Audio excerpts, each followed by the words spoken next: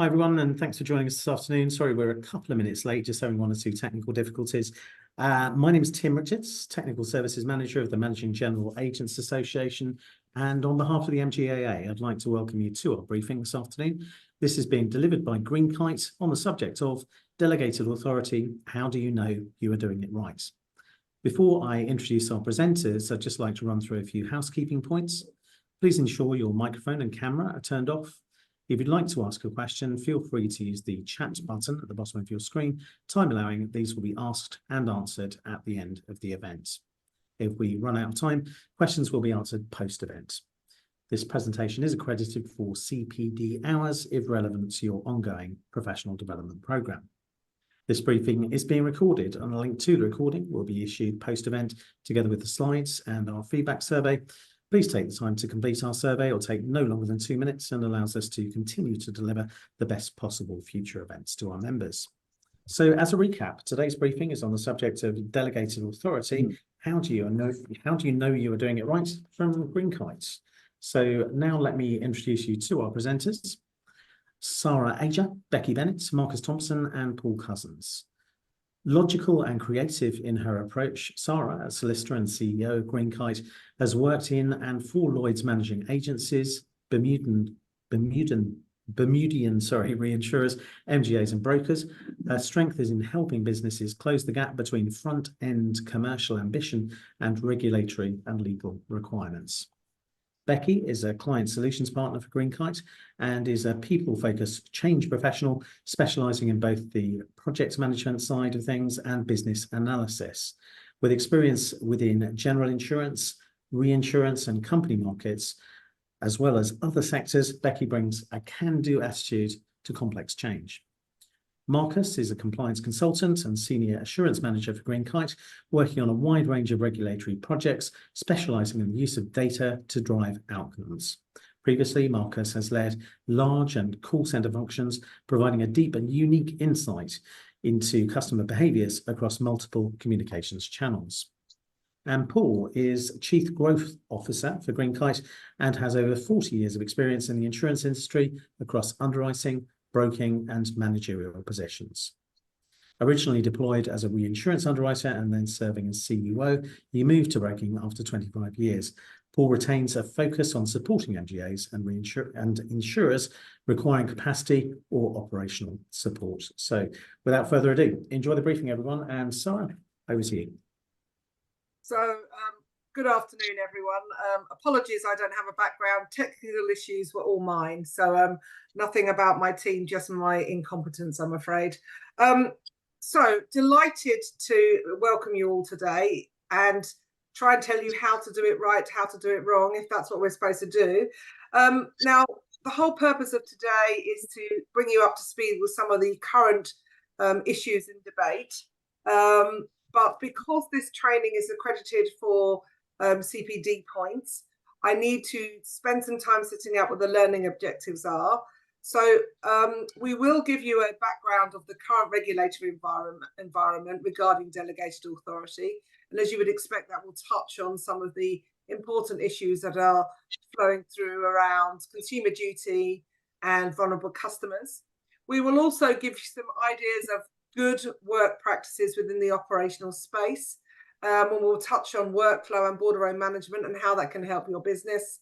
And we will also outline the importance of a clear data strategy within the remit of delegated authority and the role and the impact AI has on that. And indeed, hopefully cover off way and how you can use technology to embrace and envelope your business. So there are our 4 objectives. And please do think about those when we're presenting.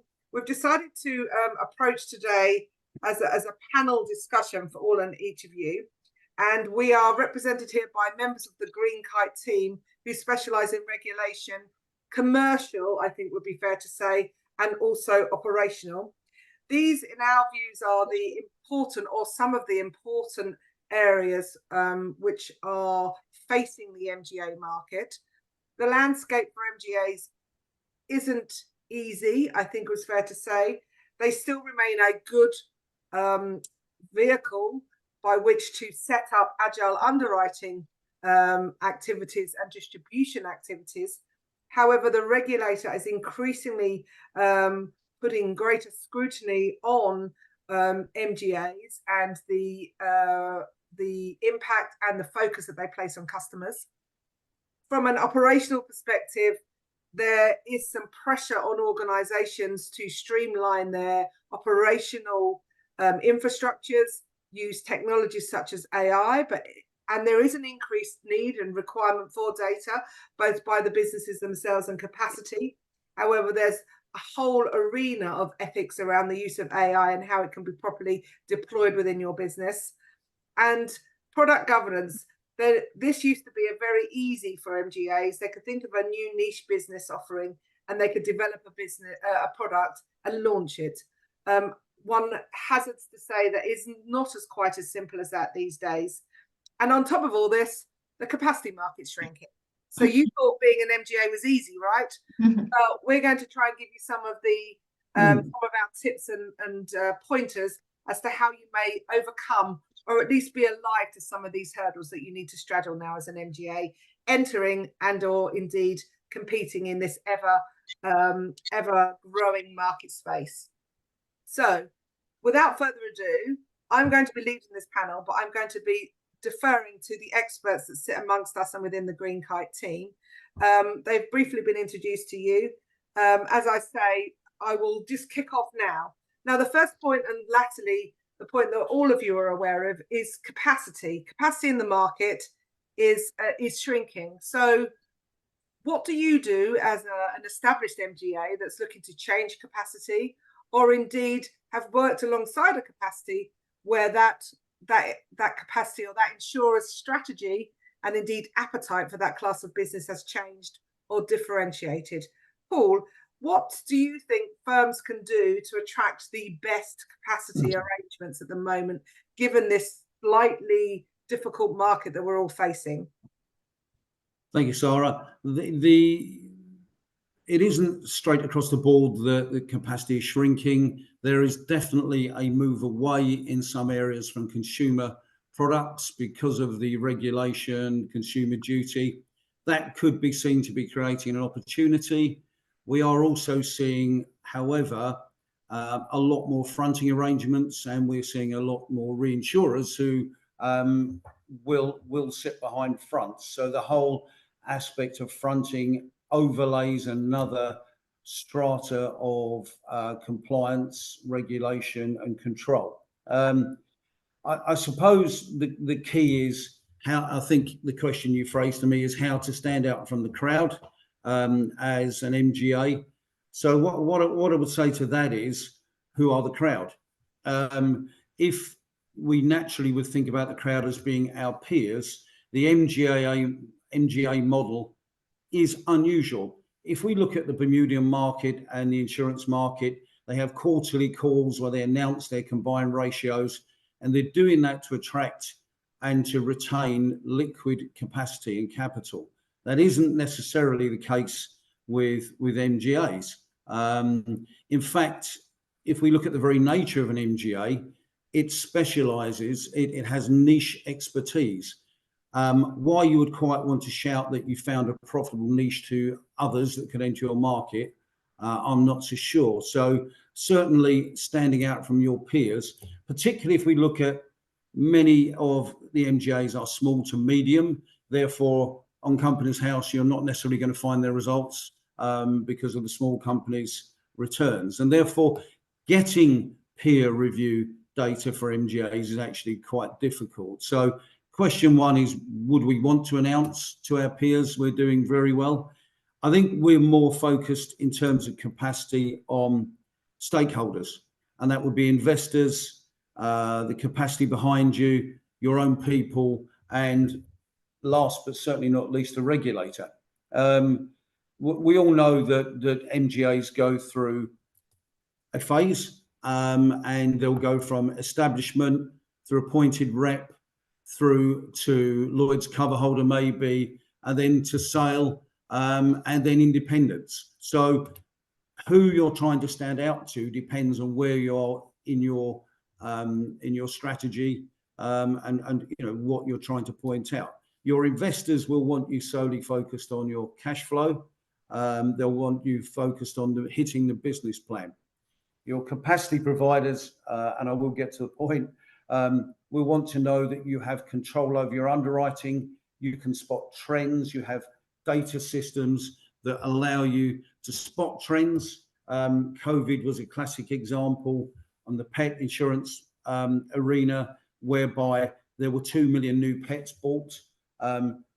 Young puppies do not behave anywhere near as well as older puppies, and therefore loss ratios are higher, and therefore returns and profitability fell in the pet market. And it was driven by those that couldn't spot the trend in the change in their underlying portfolio. So your investors and your capacity will want to know where you are. People, of course, best practice, surveys, good employer. And finally, but again, not lastly, do you want to stand out to the regulator? You might not want to stand out to a regulator for obviously the right reasons, but you certainly want to be seen to be compliant. You certainly want to have operational models, systems, processes, risk management, governance, an organizational structure that prove to your investors and to the regulator that you are on top of where you are. Just to finish off, apologies for the elongated answer. What you therefore need, the problem with MGAs is as it evolves, you have to manage scarce resources. And that comes down to make or buy decisions. And those decisions are pretty important. So the takeaway, I suppose, that you really need robust capability assessment to just make sure that you are deploying those resources to the key areas to maintain your relationship with all your stakeholders. So yes, you can stand out, but it really needs some decisions around what you insource and what you outsource your business. Thank you. So to just provide my take on that, what you're saying is it really depends on the stage in your growth or your evolution. And sometimes it's good to stand out because you will be ahead of the game. But if you look through the lens through other people's boats, it's much better to be one of the crowd. So you need to be using your data and developing your internal model robustly so that you look attractive to the stakeholders around you. Is that fair? Yeah, that's very fair. Thank you, Sarah. So Becky, so if you were one of those stakeholders, and I know you've worked for lots of insurers in the moment, what do you think would help them be able to select you from that crowd that you might find yourself in operating in your sector? What's your view? I think my view is that the world is changing slightly with Consumer Duty coming in. Everyone's getting cleverer about how they're using their data. They're looking at everything operationally. You need to be a partner that will make the insurer's life easier. So whilst they're looking at your profitability and things like that they've always done, they're also looking at how well are you providing us your data? How are you doing on your audits? How are you doing on all of your assurance and your due diligence that's coming through? So being a partner who could work with the insurers and to make their life easier is going to put you out of the crowd. It's going to put you more visible in front of those guys when they're making their decisions about where they place their capacity. They're going to do it for people that are making their life easier. Yeah, so I think that takes us almost full circle to what Paul was saying, doesn't it? There are certain times when you want to be part of the crowd, but then there's other points in your evolution where you want to stand out and say, yes, I'm the person you want to walk alongside and be with. So, I mean, Paul, what do you think? Do you think there is such a thing as a true partnership with your insurer? Is that a reality, or is that just kind of an easy to throw around statement that everyone's looking for the true partnership? Well, I'm sorry, that is my doorbell. That's classic timing. Sorry, could you just flip over to Becky a second? Apologies. Okay, there we go.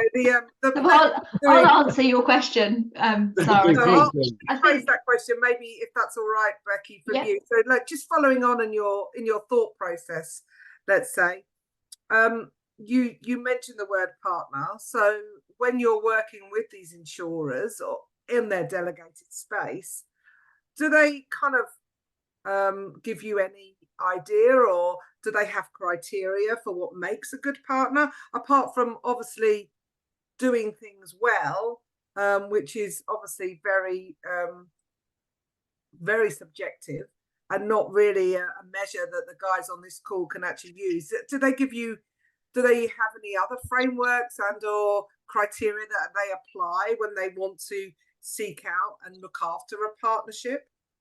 Absolutely. So there's certain things that people will always look for, and it's things that we're being asked to create processes and kind of implement dashboards and things like that around. So it's things like, how responsive are you when we're asking you questions? How quickly are you providing the information? Is the information that we're requesting from you relevant? Is it good information?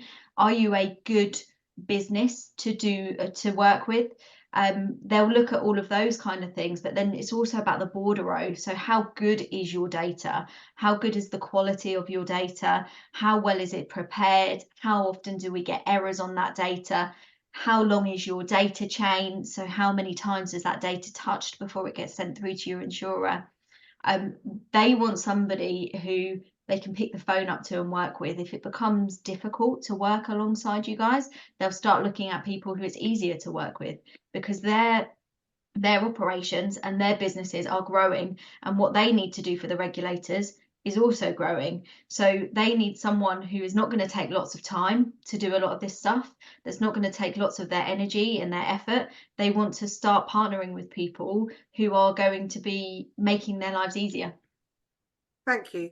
And whilst we're there, Marcus, I'd like to join you into this conversation, because long are the days gone where regulation and compliance stood on the side of the business. In fact, data is key to confirming and evidencing your regulatory compliance and observations.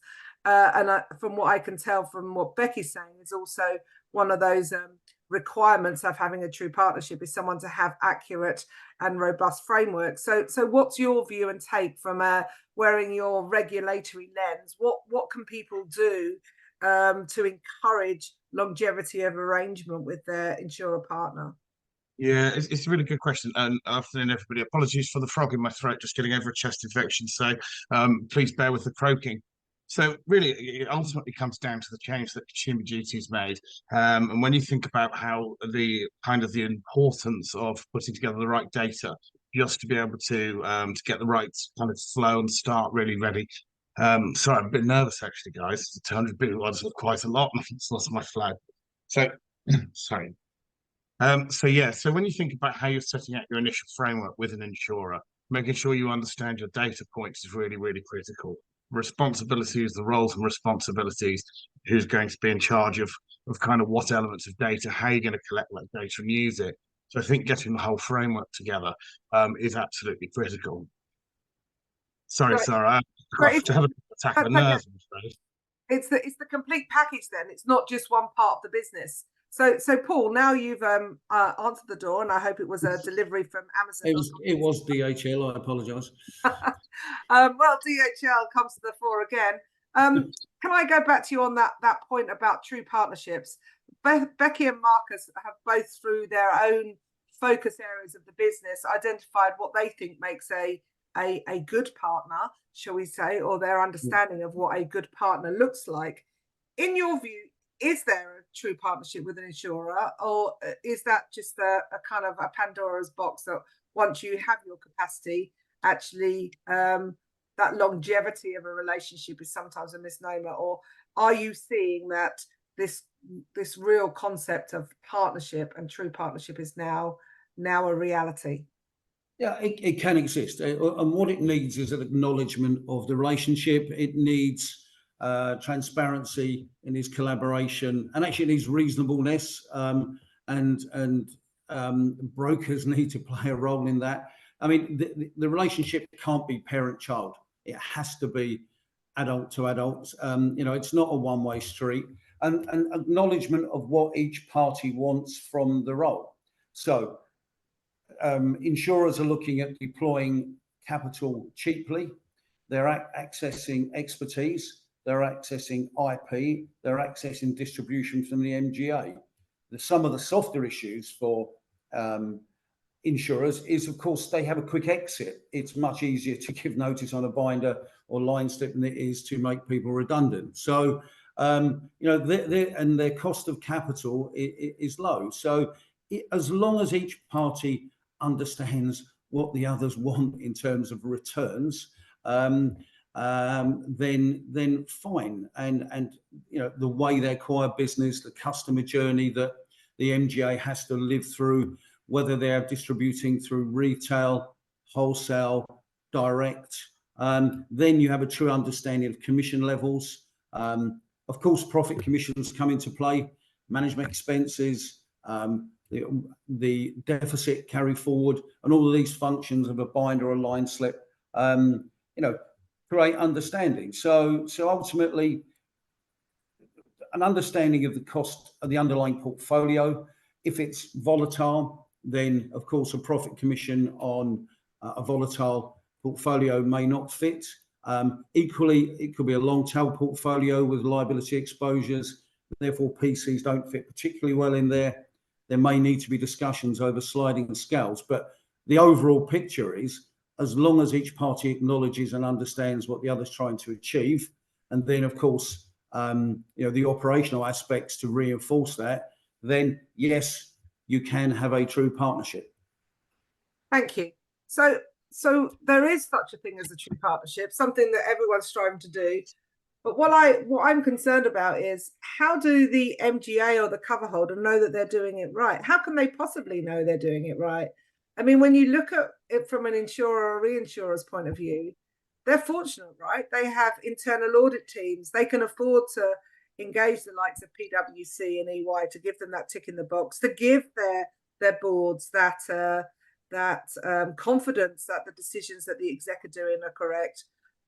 What do we do when we're in an MGA? Surely we're too small. You mean, Paul, you've just touched on the kind of expense is everything.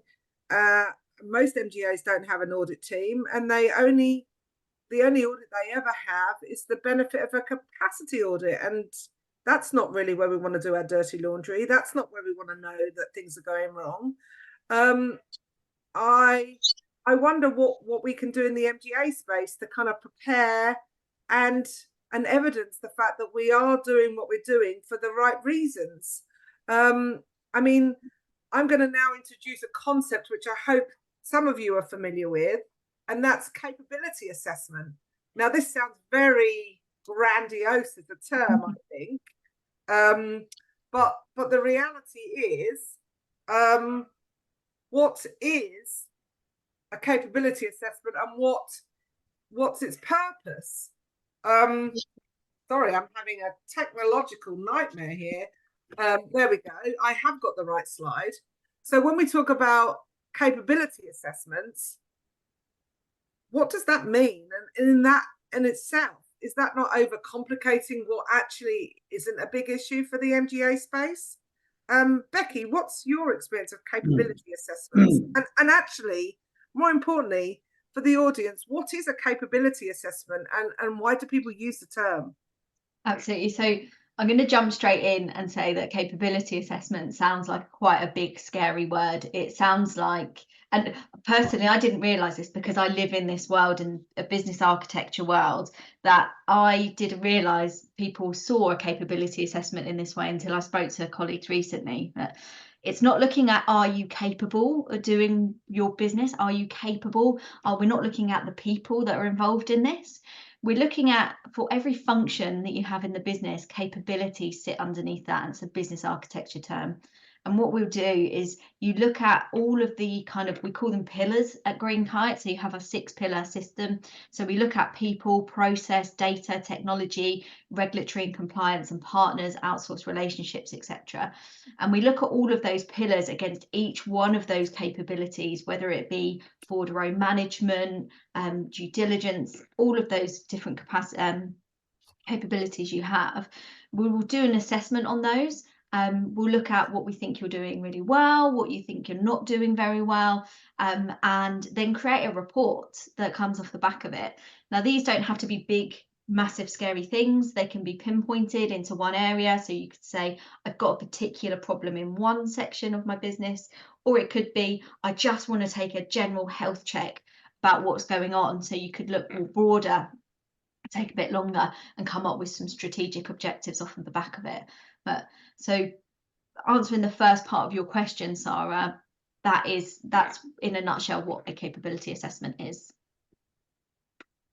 Okay, so I get a capability assessment, right? I'm an MGA business. It's a glorious report. What am I supposed to do with that report? I mean, why would that report be helpful? Does it help me understand what my peers are doing?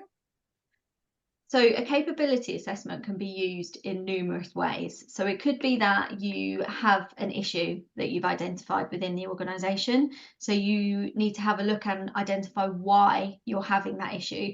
It could also be, on the other hand, you could say, I just want to improve. Like, we all know that money is tight.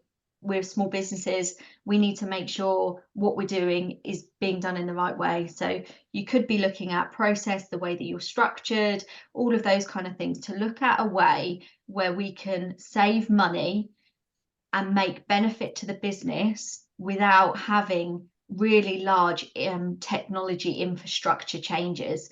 So something that people always tend to jump to when they want to make things better is, what system can we buy? What system can we implement to make this better? And it's not always the right solution to jump straight to technology. You can also look at the process, the way things operate. You could look at the way that the data works. You can look at people you're outsourcing to, people you're deciding to work with, and also making sure you're working within regulations if you're doing too much or too little in those areas. So producing a capability assessment report will give you a list of things that we think you're doing really well, things that we think you're not doing quite so well. And what we also do is then overlay that with business best practice. So best practice that we've seen in the market, in organisations that we've been to. When we speak to people that you employ, they have worked other places, they would have seen ways that things work well. So we overlay that with how the market and the other operations work, and we then work alongside kind of your exec team to work out, is this something you want to look at? Is this something you want to design into a roadmap? And can we look at some changes that we could implement to make these issues that were identified, or maybe the kind of quick win improvements that were identified, make those into a reality? So Paul, in your view, why might a firm decide to have this kind of, I'm not going to call it a capability assessment, actually, Becky. Why would they have this kind of review of their internal workings? If we look at how MGAs come about, you effectively take an insurer, a trained underwriter, out of an environment, and then you throw a whole host of other disciplines at them, skill sets, managing people, renting offices, etc., finding capacity, putting business plans together. There is no one person that can be goalkeeper, left back, right back, centre forward, and manager. So it is a good way of taking stock of where your organisation sits at the moment. And again, they're all on a trajectory, they're all on a path, and where they are at that particular point in time. So it's an independent view, or can be an independent view, of how your organisation is faring, particularly in relation to how your stakeholders see it at that point. You cannot be all things to all people, and it gives you a structure as to where you are and where you need to go. Okay, so I think that would, if I'm reading right, that bears you quite well when you're looking for new capacity or indeed new underwriting teams to join your organisation, because it allows you to evidence what you do well and fix stuff you don't do so well. Maybe that's part of its process. So I think in this ever competitive world, finding out what your peers are doing, or benchmarking yourself against your peers is a useful exercise. And I think that's fair. Is it, Becky? Yeah, absolutely. So you need to look at things that everybody else is doing, and also things that your employers are saying as well. So what we tend to do when we go into these organisations and complete we'll call it a capability assessment, the proper term, Sarah. So when we do these and go in and do an assessment, we take small amounts of the business's time. So this is very using light amounts of the organisation, and we can speak to multiple people. So when I went and did one of these recently, I spoke to about 150 individual stakeholders. So although it took a lot of my time, it took a lot of my team's time, we only took small amounts of the organisation's time at across a kind of, that was a big one, so we did it across an 8-week period, but it could be a smaller period.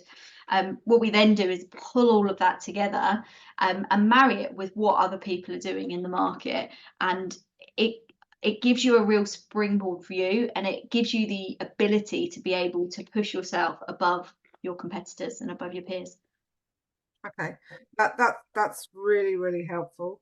So if I decide to go down this route as an MGA business, because I want to know more about how my business is working, why wouldn't I use internal people? Why would I decide it might be beneficial to have an external? Because after all, large organizations have an internal audit team.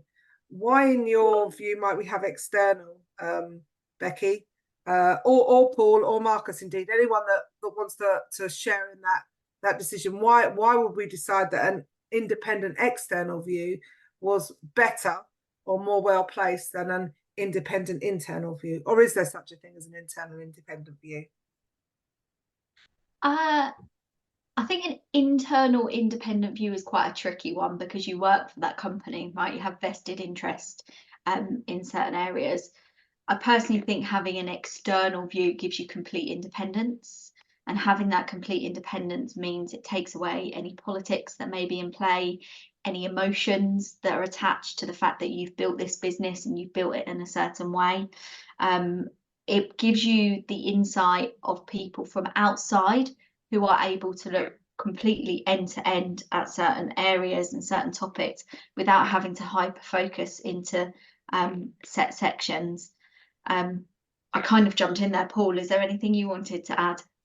Yeah, I mean, you're right in that MGAs will have a limited, capability. Therefore, the other thing that it brings is an independence. If you look at consultants, they have a experience across a whole range of scenarios in one industry. So you're bringing that toolkit, if you like, to that entity. You can blend the capabilities of those that are existing. Obviously, ultimately, the MGA may want to develop their own capabilities, but still that independence of, we all can't see the wood for the trees sometimes. You're immersed in your own particular segment and project. You just might not see the obvious because you're so immersed in the problem.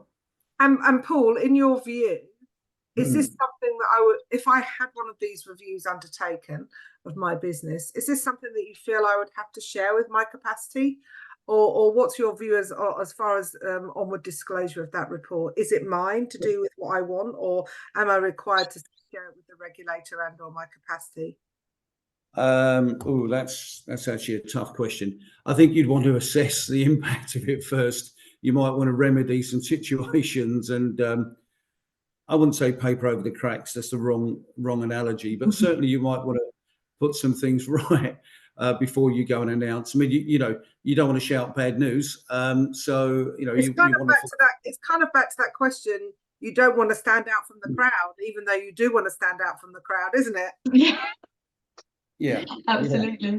I mean, I quite like these kind of review myself, because actually I think from a regulatory point of view, if you find yourself maybe not as fully prepared as perhaps you should be, actually having a review of this type gives you your timeline and actually your evidence to substantiate what your strategic thought plan and how you're going to address some individual, let's call it individual problem areas.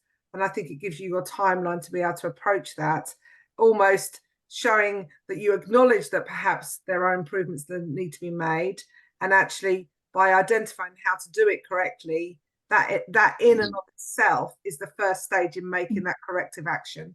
I don't know, what's your view on that? I would add to that as well, is that so these reports are created, they're for you, then it's under no obligation that you have to share them. You can share them if you choose to. So you may come in and you may say everything is working really well and we've got these small changes, and that might be something that you want to share, especially with your insurer. Taking it back to what we said earlier, that if you're looking for capacity, you're looking to be a partner with people, you're looking to show that you're a good organization that runs, that people can put their trust into you. And having these kind of reports also creates that roadmap, that how you are going to improve, how are you going to grow your business, and how are you going to make your business stable for the future, and bring yourself and kind of put yourself in a really stable position.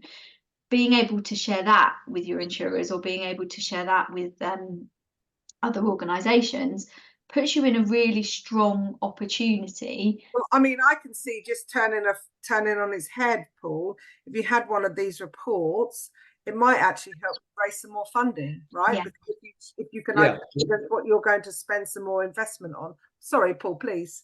No. So, I mean, throughout the whole, timeline of MGA, there will be elements of due diligence. Be it that you want to set the MGA up to sell, you want to attract second or third round funding, you're preparing for an underwriting audit, or the regulator wants to talk to you, or your insurers or whatever. So at the end of the day, you should. It's a good help. It's an MOT. It's an MOT of where you are. Not that you can't drive, you can't underwrite if you don't pass it, but you certainly want to be reaching some minimum standards. So that's how to see it. That it's a health check on where you are today. Thank you. And I mean, Paul, if you just to finish off, because I think we're getting to the end of this conversation. If we have this report in our hands, it doesn't necessarily mean we're doing it right, correct? Oh, absolutely not. It might identify where we're doing it wrong, but I mean, it gives you the remedy. It at least gives you a picture of what you need to do, so you can plan. And wearing your broking hat now, if you were to be approached by an MGA that recognised that there were some improvements they need to make, would that make a placement easier in your view, because you could explain that to the capacity? Would that be an easier broke, so to speak? In a way, no. That might not be the answer that you thought, because initially you're talking about selling underwriting results. However, when you start drilling down, then your capacity will want to know the controls, the checks, the balances are in place. So, so initially, no, a broker's selling, profitability and expertise, but yeah, as you drill down, and we all know that compliance is a lot more involved in underwriting than it ever was at the front end. So you will come across that at some point. So it is best to have it ready and handy, because you're only delaying the inevitable. Okay. And Becky, I think you've touched on it, but I think it might be helpful for the audience. When people are investing in their business to help it grow, and they have funds from VCs, having one of these reports, I guess, would help you define the change program that's needed. Absolutely. So what kind of benefits do you think that would bring to the business, as far as when you're working with them, to be able to identify? 100%. That's one of the core things that comes out of one of these reports, is that you produce a full change program. And a change program doesn't need to be a scary kind of 5 to 10 year program. It could be 6 months to a year program of change that you're implementing. Now, what that can do is that can prove that you are investing back. It doesn't mean that you need to spend lots of money. It could be small changes that you're making. It could be that your business is growing and you need to put in a roadmap of change that will allow you to grow with your business. Has that answered your question, Sarah? Sorry, I totally forgot what your original question was. I think so. And sorry. And Marcus, I think from a regulatory perspective, undertaking one of these assurance reviews and knowing what your peers are doing, I guess it helps you from an outcome 3 consumer duty point of view, doesn't it? Yeah, very much so. You know, it's really important to actually get into the detail of these things, and you make sure that you do bring in external advice, have a better, wider review of things, and you know, use that range of experience from other providers and other partners to get under the skin of what you're doing. So yeah, I think it's really critical. Cool. Tim, I'm just conscious that we haven't gone out to the audience. Are there any questions before I ask the guys to give some final comments on the conversations today? There are, Sarah. Yeah, we've got 4 questions so far, actually. So let me just read the first of those. So this is referring to a review, first of all. So would such a review be classed as a third line of defence review, truly independent, even though it is external? Right, okay. I think that's probably best placed to be answered by either Becky or Marcus. Becky, do you have a view on that? So I don't have a view on the third line of defence. It is truly external and independent.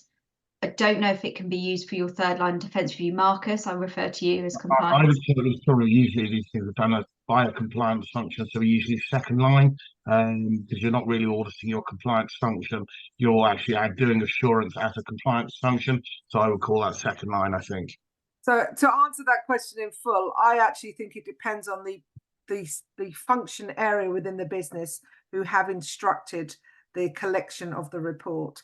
So it depends on what the benefit and the needs for the business are. So if it was driven by an underwriting team wanted to improve the underwriting process, I would suggest that that's a first line. If it's a review of your regulatory framework driven by your compliance and risk team, then that would be second line.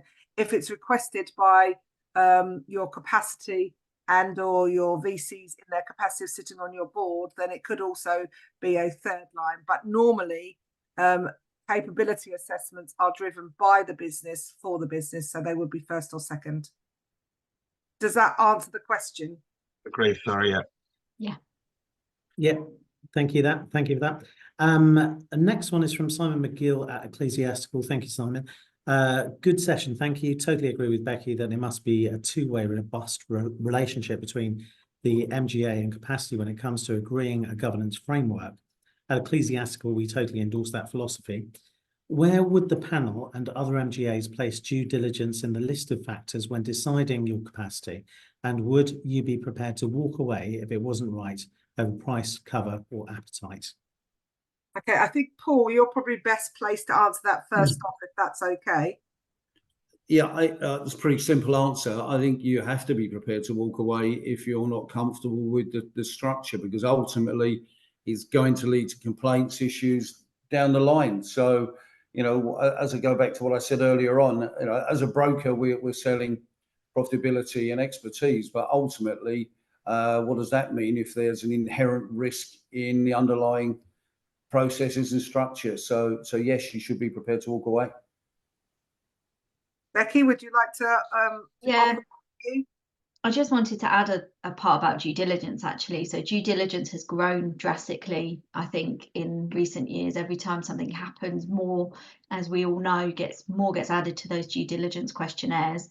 What I'm seeing at the moment in the market is actually a bit of a shift where people have used spreadsheets and managed a lot of these processes manually. Some people are doing it through systems already, but there's a big shift at the moment into people looking at a way that this can be streamlined to make it easier to be done. So within the capacity providers, within the insurers, and also within MGAs and within other organisations, they're looking at ways that due diligence can work to their benefit.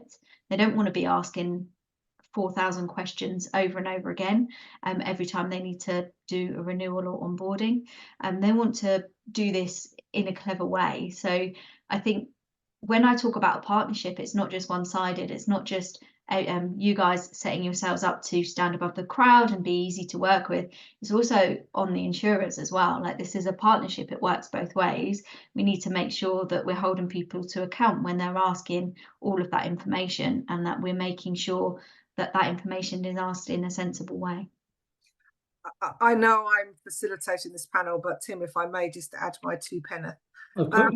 I also think it's worthwhile raising, and this is something that Becky has briefly touched on, the fact that due diligence is important, but actually part and parcel now of quite a lot of these partnerships, due diligence, audit, oversight, management, they're not seen as separate parts in the cycle of placement, renewal, and actually cancellation, if that ever happens, of a capacity arrangement.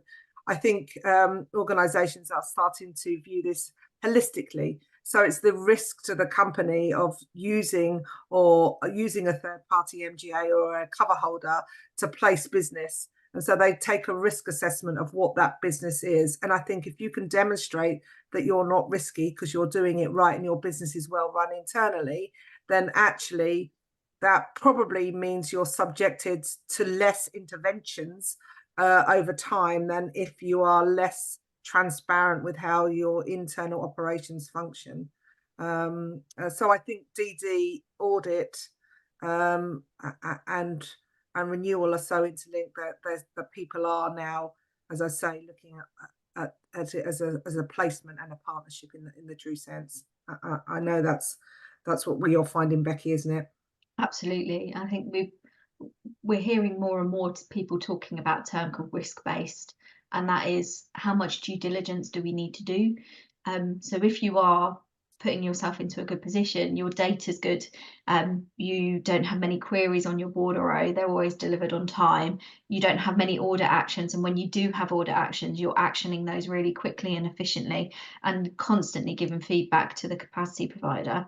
Eventually what that's going to turn into, and we are starting to see a bit of a shift about this at the moment, eventually what that will turn into is having to do less due diligence when you come up to renewal, and less due diligence in the long run, and therefore less onus on the MGAs and the cover holders, so that it makes it easier for you guys. Thanks. Tim, next question, if I could be so bold, please. Certainly, yeah. So this is more of a observation, I think, but transparency is the point. If you're appointing an independent third-party specialist, surely you're doing that for their opinion. If improvements are suggested, they can be made and are made. It will still look good for capacity. I don't know if there was a question there, but I do absolutely agree with that point that although recommendations can be made, they're recommendations, they don't have to be taken up, but those recommendations and the fact that you're putting the investment back in, and this doesn't have to be really pricey investment, it could just be smaller investments, working with your people, streamlining your org structures, etc. It will all look good to a capacity provider, and they again will want to work with you because it's a well-managed business. Thanks. Great, thank you. And that's the end of the questions. So, Sarah, I don't know if you've got any closing comments. We've got a few minutes. Yeah, so I think that I hope this session was informative to everyone. It's a bit of a tangential subject in that it wasn't looking at regulation, but more the commercial aspects and importance of kind of working holistically as a business, but also to be prepared to demonstrate how good an operation you are. So hopefully people found it useful. I can't emphasize enough that in the field we're finding, as I say, the space is tightening.